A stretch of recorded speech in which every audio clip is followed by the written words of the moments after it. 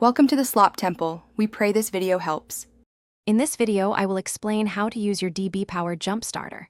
Before you begin, always ensure your jump starter has at least 50% charge, ideally 100%, for optimal performance. It's also crucial to confirm your vehicle's engine size falls within the jump starter's specified limits, typically up to 8.0-liter gas or 6.5-liter diesel engines. Safety is paramount, so please review your user manual and never allow the clamps to touch. Now, let's connect the jump starter to your vehicle. First, turn off your car's ignition and remove the keys. Next, securely plug the intelligent jumper clamps into the jump starter unit. Then, attach the red, positive clamp to the positive terminal of your car battery. Finally, connect the black, negative clamp to the negative terminal of your car battery or a grounded metal part of the vehicle.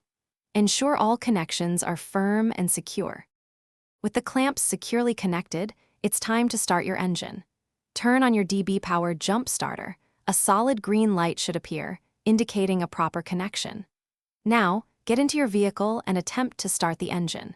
Crank it for no more than 3 to 4 seconds per attempt. If it doesn't start immediately, wait at least 1 minute before trying again to prevent overheating the jump starter.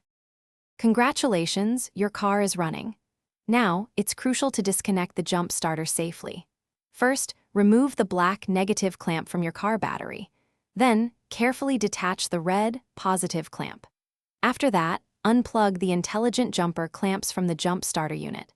Remember to fully recharge your DBPower jump starter as soon as possible, ideally to 100%, so it's ready for your next emergency. Thanks for watching. Consider subscribing if we helped you.